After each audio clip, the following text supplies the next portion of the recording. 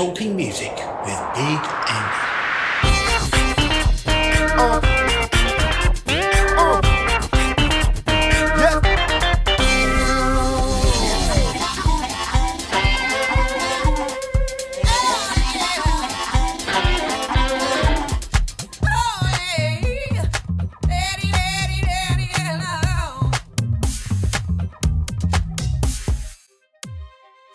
In this episode, Skies are talking music with me, Big Andy.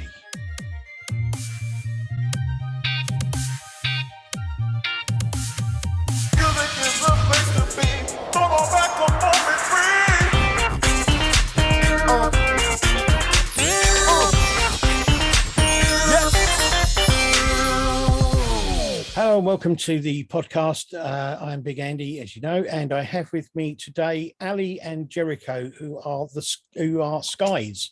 Hello. Hello. How you doing? All right. Yeah, great. Thank you.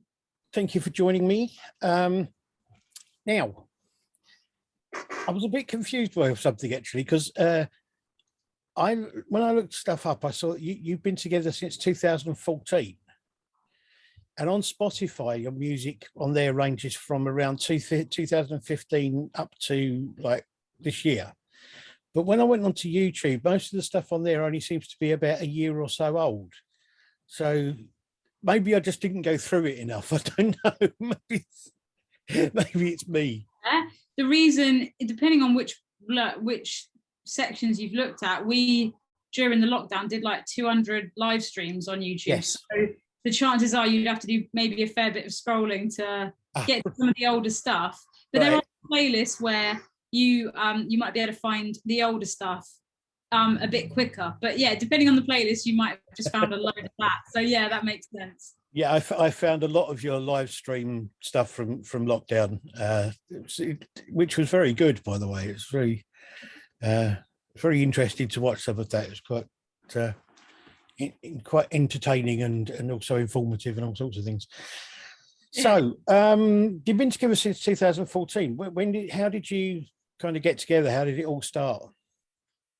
Well, I'd kind of started, we both were in bands before this one. Jericho was the front man of his band, and then I was the front woman of mine. And I think I'd lost a bass player, ended up getting Jericho's brother Joel as my bass player. And then I was kind of looking for a synth player, kind of met Jericho through Joel, and you sort of ended up being up for joining the band, becoming the sixth member. And he sort of said, oh yeah, I can kind of play synth. And I don't know if you actually could, but he said he could. And then he actually was good at it, like randomly good at it. So then we just got on really well, and it turned out that we kind of each had a really similar vision compared to some of the other guys in the band. And so in the end, it just kind of lined up that we went two-piece with like a session band for a bit, and then ended up just going two-piece with Jericho on the drums and still being master of all the synths and stuff, and ended up here really. Fair enough. That sounds good. So what would you class your music as? I mean, personally, I'm not a big fan of putting things into pigeonholes and genres and all that sort of thing, but everyone likes to have a little box to be able to put things in. So what would you describe your music as? I'm going to try a different way. We usually just go for like lots of different boxes, but obviously in the last bit of time, we've been able to kind of think about this stuff a little bit more rather than just going. But we found we love like writing, or we aim to strive to write like emotional classics. So we like the idea of big sound, big synths, orchestral. Big choruses, this kind of a real proper chorus if you can, energetic, drums and guitar. We like a lot of energy and bold production stuff. I think we agree with what you said about genre and stuff. It's like, it is an interesting thing that I think everyone seems to be moving away from a bit, but it's also nice to kind of, if people are looking for a genre or something to put us in, then I guess we have said like pop, rock, or indie, but I think we're kind of pop rock ish, but yeah, I agree. I think we're we also need to try and find a better way to actually It's categorize ourselves.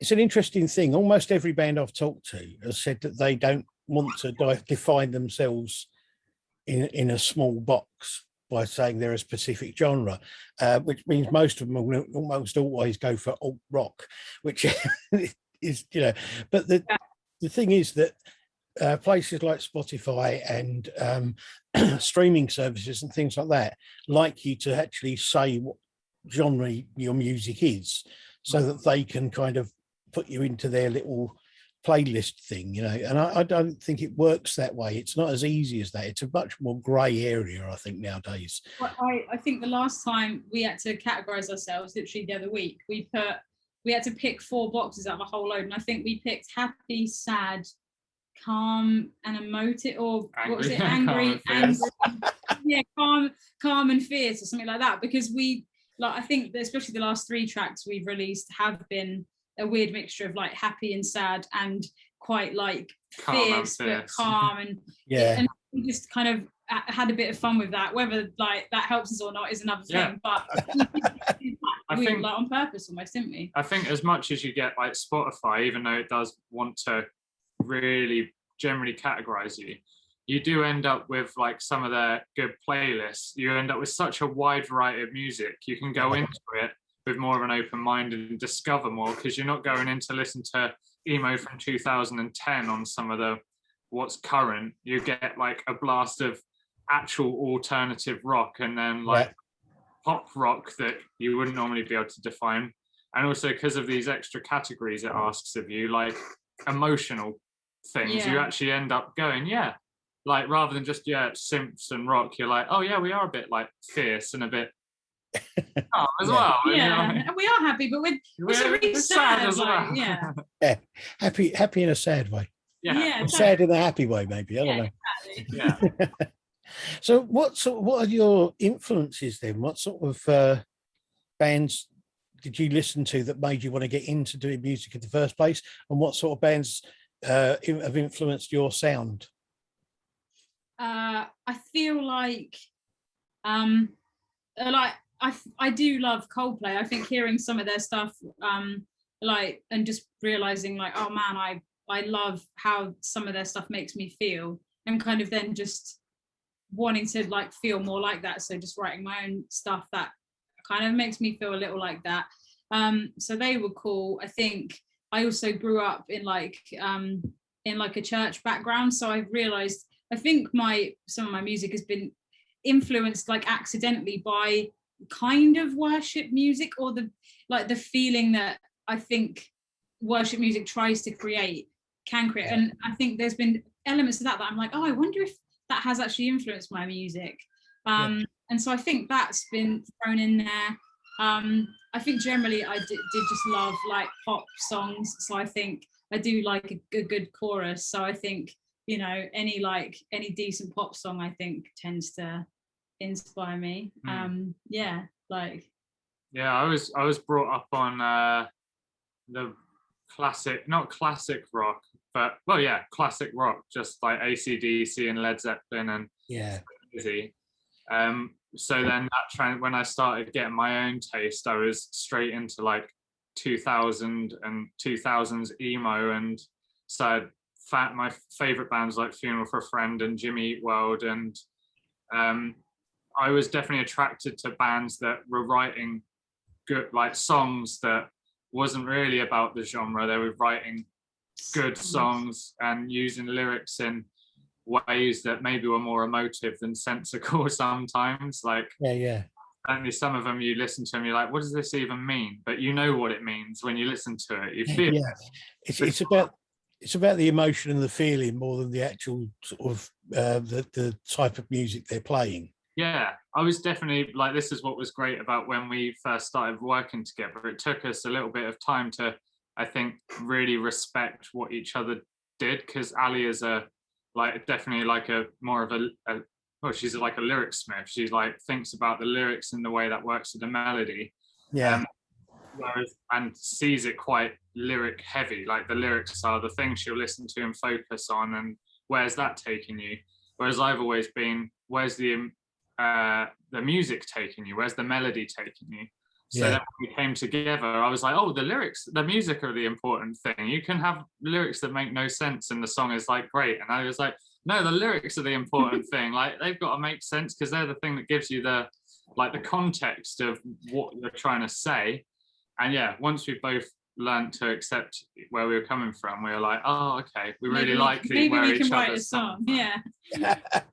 See, I think depending on the band and depending on the song, it can actually be both things, because I've heard bands like the Cocteau Twins, they sing, but what they sing is a lot of the time aren't actual proper words, but the melody and the harmonies fit so well with the music, and they just kind of draw you along with the whole music. It becomes another instrument. Yeah. Almost. I think Bombay Bicycle Club, like I really love them. But when you actually like, I don't know any of their lyrics and what they're talking about most of the time, but everything they do just feels like really good. And I guess it's nice to appreciate that, even as someone who like, because also I don't really mind what I'm listening to as long as the lyrics, like I can listen to like Logic or I can listen to like Dolly Parton, and I love. It doesn't make a difference to me. Like if the lyric is like killer, then I'm like, oh my gosh, I love this. So it's nice to also appreciate like if some stuff where I'm like, oh yeah, the lyrics, and like I just feel good listening to it, and that matters. So it's been nice to kind of try and I guess our plan is to try and combine both of those perspectives the best we can, and hopefully write a song that you know people that we feel better listening to, and that maybe other people feel better listening to. So yeah, no, that makes perfect sense. Let's have a look at one of the band's videos.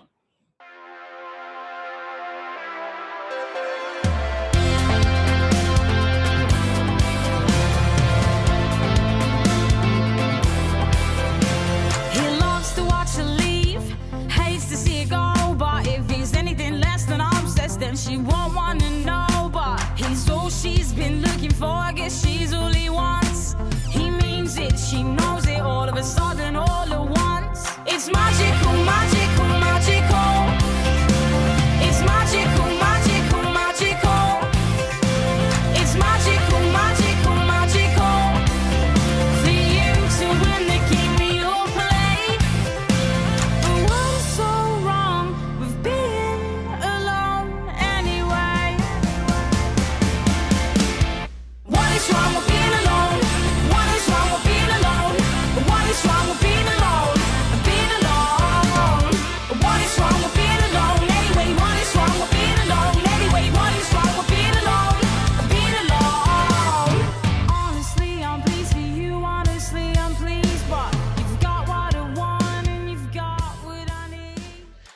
So, I mean, how long was it between when you formed and when you first started recording? And for me, I was straight into the studio with, like, we rewrote one of worked on a new song with when I was the sixth member, and added in my synth bits. And yeah, we were actually, you joined, we worked on that quite a bit. We then started like writing together a bit more. And then I think we were due to go in the studio to record this single. And then during, like between booking the recording and then actually getting in there, our whole lineup had changed, hadn't it? And then we just had session musicians come into the studio with us. And so, yeah, you pretty much recorded straight away. So that was like maybe 2013, 2014. Yeah. We did a few singles. And then I think it was 2015 was when we found the producer that we've been working with since. And then that's kind of our back catalogue now, is like from 2015. I think that was, we hit a point where we knew what we were trying to do. Trying to sound Whereas like. before we like figured it out. We'd had some good success with what we'd done before. Under, you know, we didn't change it. We just kept growing, and I think we hit a point where we'd met our producer, who we've worked with since, and in 2015.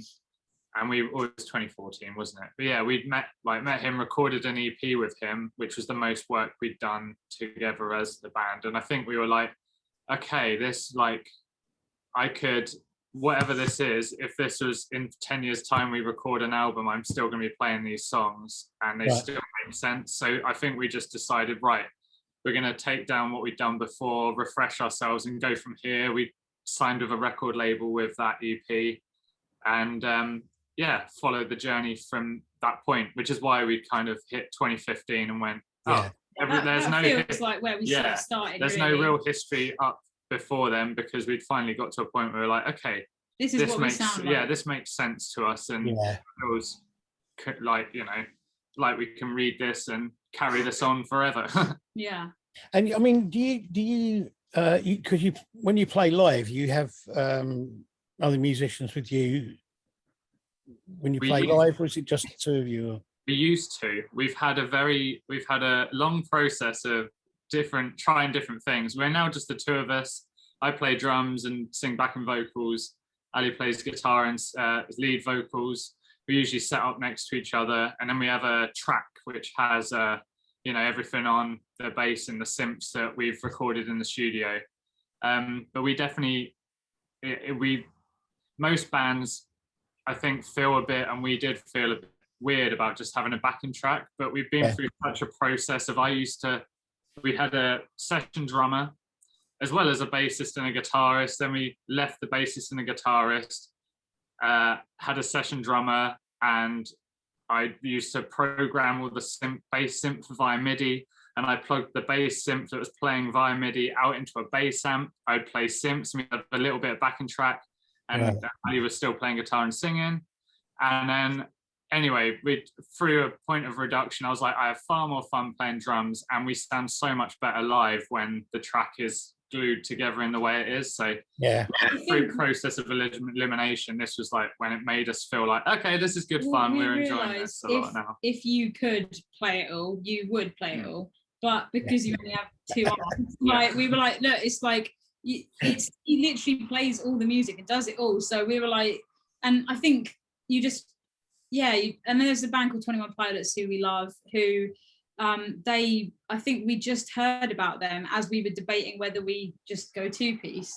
And I think we realized, like, there's a lot of bands out there, and I think Slaves as well, they were two-piece. Royal Blood, I think we just made heard of them. So I think we were like, you know what, if like other bands can do it and people are kind of being accepting of having this track, then maybe like we just shouldn't be ashamed of it, and we should just go and do our thing. And it makes a lot of sense, like sharing a van, and like travel wise, like expenses wise, like if you got to pay session musicians, it makes a gig being profitable or not profitable, like, it's such a difference. So I think in lots of ways it made a lot of sense, and we're kind of glad to be where we are. I mean, I'm assuming you did some local gigs around, because you're from Kent, from Folkestone, is that right? Yeah. So I'm assuming you did local gigs around that area before you sort of like went out further afield. And then I saw it. Was it 2017? You did you supported the Slow Readers Club on a tour. Yeah. They're a band I really like. So I noticed that it kind of stood out for me. Yeah. And then after the tour, you released an EP.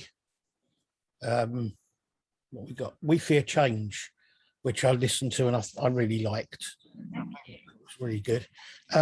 So your recent stuff I've listened to, and I love it, and especially the newest single, Heroine. It's fantastic, and it's got such an excellent message. It's that, I don't know, it's that whole thing that I think a lot of us have felt over the last couple of years, that kind of slightly useless feeling of like wanting to do everything for everyone, not being able to actually do anything, but it's a great song, it really is. Thank you. People I know come and go for good. I'd save everyone if I could. Where have they gone? It feels so wrong, so long. I'd save everyone if I was that strong.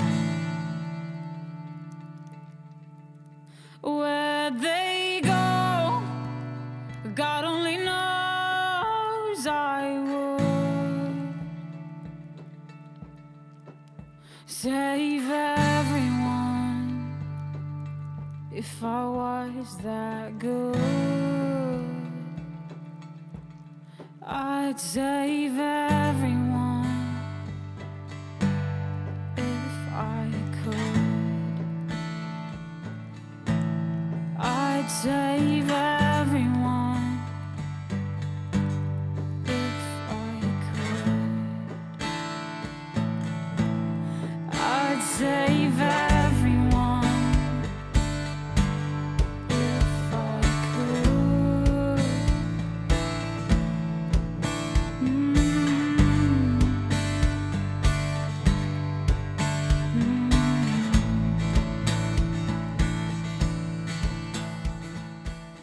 So, I mean, where did your inspiration come from? Not necessarily just for that song, but where do you get your inspiration for your songs, for your lyrics and that?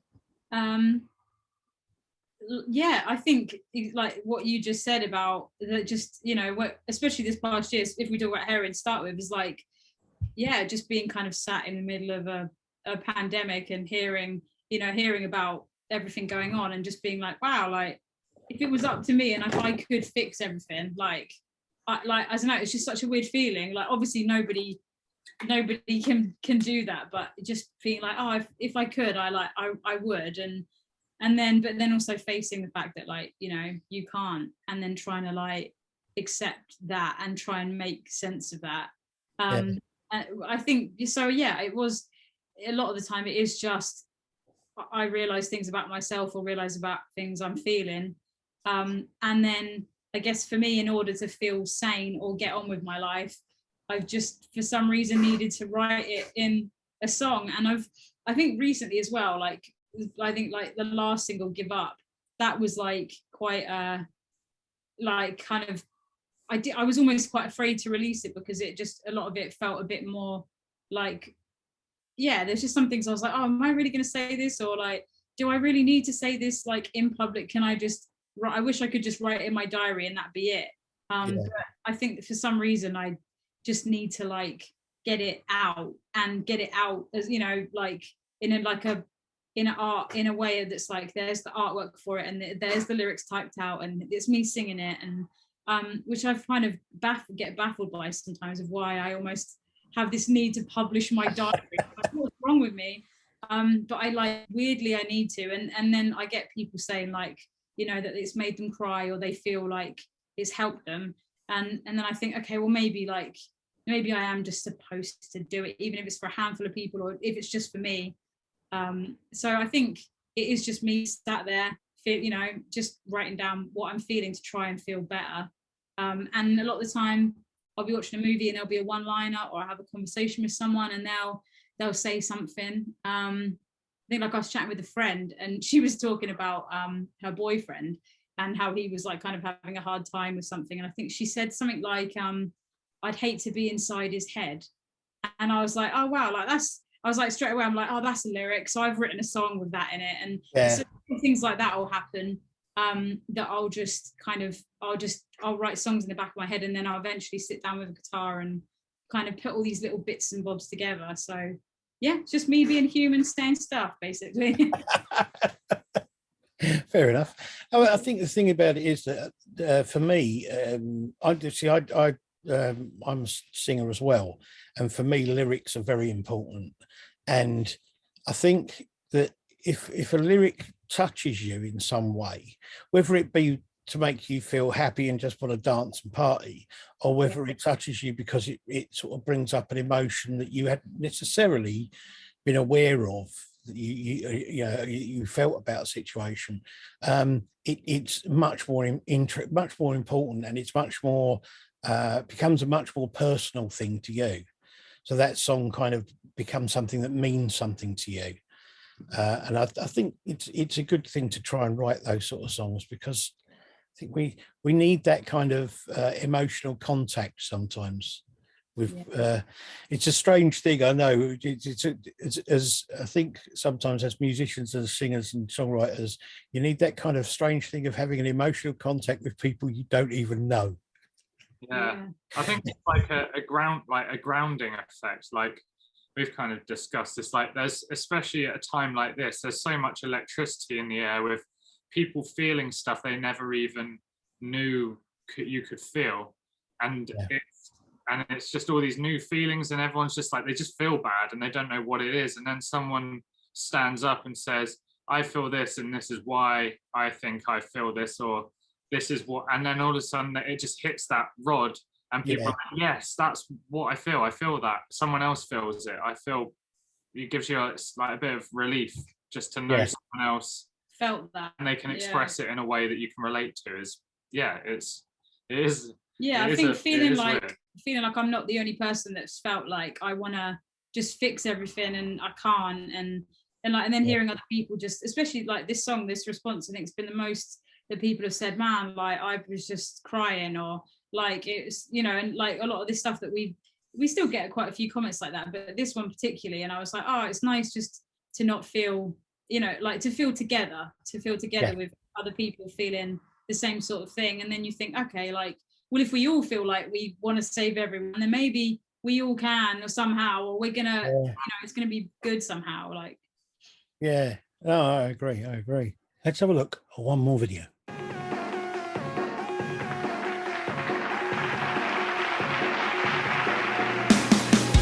a.m. and I'm awake again, but where on earth are you? Your phone, it rings, you say it's not one, they want nothing, but I'm not sure that's true.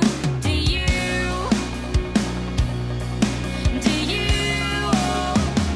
you think that I was born yesterday? Do you think that I was born yesterday? Do you think I can see through the games you play?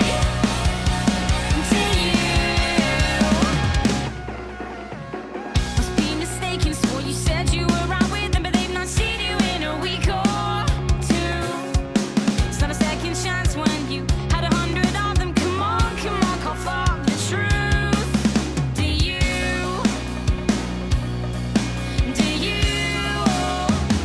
you think that I was born yesterday? Do you think that I was born yesterday? So where from here? I mean, what you'd be coming out of lockdown now. Hopefully everything is going to be, I don't know, back to whatever normal is, and that kind of thing. So I'm assuming you're going to want to be out there gigging and playing places and things. But where do you see yourself going from here for the next sort of like year or so? I think we've got a few more gigs this year. We've definitely gone into it a little more light-footed. I think we did so much last year as well. So many, like we were lucky to be able to do like a month of tour during like that middle bit of summer between lockdowns, and we've been able to play venues. So I didn't feel like it was like nice to just go, okay, let's see what comes up. How can we start piecing something we used to do together? a lot of recording last year. Yeah, we did a lot of recording. We've had a lot of songs to release. So we've got some gigs with some cool bands. A friend's band called Brisky and the Ridicule we're playing a few shows with. Okay. One in London, and we got Hastings and Ramsgate, some sort of, you know, Sussex and Kent gigs. And then next year I think we got a few. Well, we've got some releases. more songs to release this year. Yeah, we're halfway through a campaign of releases up until Christmas, and so releasing music pretty much every month the rest of the year. So that's you know. And then we're sitting on a lot of, I think we're excited to start recording a load more material and in a different way, and you know, enjoying writing more and more. But we're sat on so much material that we're like, we're almost waiting for the right outlets. I think we've self-released so much stuff, obviously released under like a couple of labels, like small labels, and so we're kind of just want to see what opens up. Like at the end of the day, we just want to write and record and release music, and we want to play shows, and we kind of we're going to keep doing that, I imagine, forever, and then just see kind of what opens up, like what opportunities open up, because we kind of want to do that the best we can, but it's sometimes you think it's a bit of a drop in the ocean. So I think waiting for the right opportunities at the right time, and hopefully we can keep doing more and more of what we love. So have you had, I mean, have you had much in the way of radio airplay or things like that? Yeah, we've had our first or third single we released got some Radio 1 play, and we've had tracks on TV, and more recently we get like BBC Introducing support, which is amazing to have. And yeah, a little bits of local radio, but yeah, other than that, we haven't really gone for the plugger thing yet. And Right. it's like, What about, well, I mean, you were saying you released stuff on small record labels. Have you had any major label interest at all? we had Rise Records a few years ago, which was I mean, we've BMG too. yeah, BMG, Sony BMG, well, was Sony. Yeah, BMG. I think they checked in because we had management at the time, and they kind of dropped them a line. So there was a couple of conversations, but we were still, that was just that we were like fresh out in 2015. We'd just kind of starting to figure things out. So whether anything like that kind of picks back up again, you know, we don't know, but we've learned how to be a band. Yeah, we're trying to learn how to literally like this be our lifestyle, like, and be right. And I think that's what is probably the most exciting thing, is just trying to be like, you know, whether we got signed or not, I think our life, this is our job, this is kind of what we do and what we love, and we want to do more and more of it, and we're trying to find ways to make that work, whether we get like, you know, no money from the band or, you know, millions of pounds from the band. I think hopefully if we figured out, if we can just make it work as a lifestyle, then I guess it doesn't really matter what happens, because we're doing what we want to do. And then hopefully we can get loads of support and labels and management, all this stuff, and it would just add to that. But I don't think it would take from, so that's kind of the dream, is I think just doing it and loving it and living it, you know. Some of the bands I've talked to have been like they play everything by ear. They take everything kind of 1 year at a time, if that.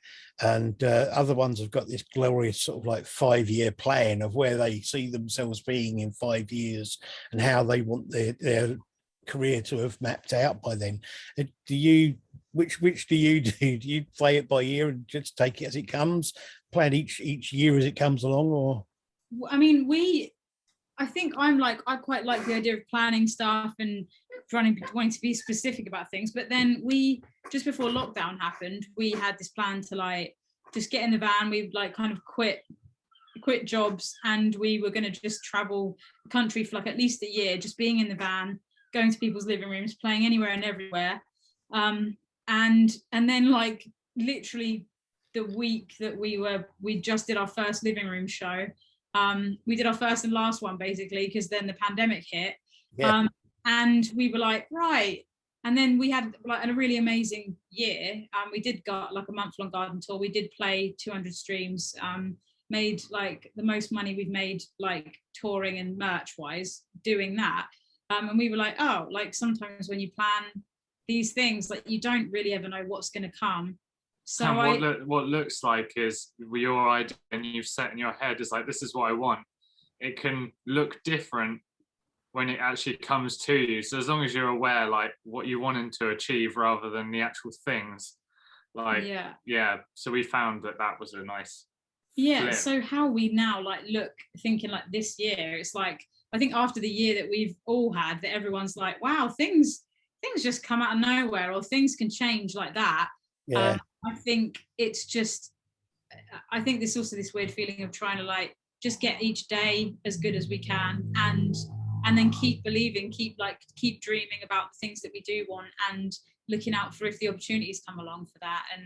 But yeah, I would love to do more and more of this. I'd love to release music to a bigger audience. I'd love to play to bigger crowds, because I just think it would just be a bit more, even more fun. But you know, I think that's kind of the dream, really, like just more of what we have, or you know, bigger quantities of what we have, because I'm greedy and I think it would be fun. Have you done much in the way of festivals at all? Because I think your sort of stuff would go down well at festivals. Thanks. Thank you. Yeah, we love festivals. We've played a small handful of some biggish ones. We were supposed to play one this year. We were supposed to play what's it called? Kendall Calling this year. On a good on the other stage, or whatever it's called. Calling out stage. But yeah, that festival unfortunately got cancelled. But as ever, we're like, hopefully we can. We'll see if we can get there next year instead. We're not sure yet, but I mean, yeah, But that was another thing. It's like we're like, oh, we'd love to play festivals, and then it came along. And we were like, oh, this would be great, and then it got cancelled. And you're like, okay, well, we at least got asked. This is awesome. Like, hopefully next year, and just trying to see it as a positive somehow. And it always ends up being something, even if it takes a bit of time. It always ends up turning around. Like, it always balances itself out somewhere, and sometimes it's in a different place to where you want it to be. Sometimes it's not a festival in the next week that comes up and changes it. Sometimes it's a recording studio opportunity that would have happened at the same time, or so I think hopefully I would we want festival. We love festivals. That is one of the main parts of the dream, is like we would love to play festivals. So we're grateful for the ones we have played. We are playing Front Row Festival September, in Oxfordshire. So that's on the 11th of September. So we got we're excited for that. We're just I think it's just enjoying whatever opportunities we get, and then being excited for any others that might come along, I suppose. So festivals would be great. Thanks for saying you think our stuff will go down well. Oh no, I think it would. I mean, it's. I mean, you've got the ones that are kind of emotive and kind of like make you think and feel and all that sort of thing. But a lot of your stuff has got a very kind of up sort of feel to it. Even the stuff that is emotive and makes you think and feel has got this kind of I don't know what it is. It's something. I think it's got a lightness of sound that even the songs that are kind of, that, as I say, are emotive, and even things like Heroin have got a lightness of sound that, so it doesn't feel like it's an oppressive, depressing song. It feels like it's a sound of like hopefulness, if you know what I mean. Wow, thank you. Yeah, it's a really good sound. I really like it. Well, I hope you do very well. I hope that you get much more in the way of festivals and gigs and that coming up. I look forward to hearing more music from you. Hopefully at some point I'd like to be able to come see you live. That would be good. Whereabouts are you based? I'm in East London, on the edge of Essex. Oh, okay. We're hoping to head back that sort of way again soon. So keep an eye out. Yeah, definitely. Well, as I say, good luck with everything. Maybe one day I'll see you on TV headlining Glastonbury or something. I don't know. Oh, we'll get you a ticket. Just message us. We get a ticket for headlining Glastonbury. You never know.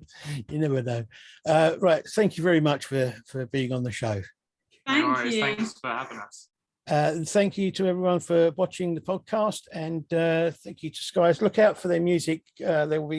There's links and that with the podcast, as there always are, and so check them out and watch out for them playing near you soon. And I'll see you again soon. Bye. Thanks, Andy. Bye. Talking music with Big Andy.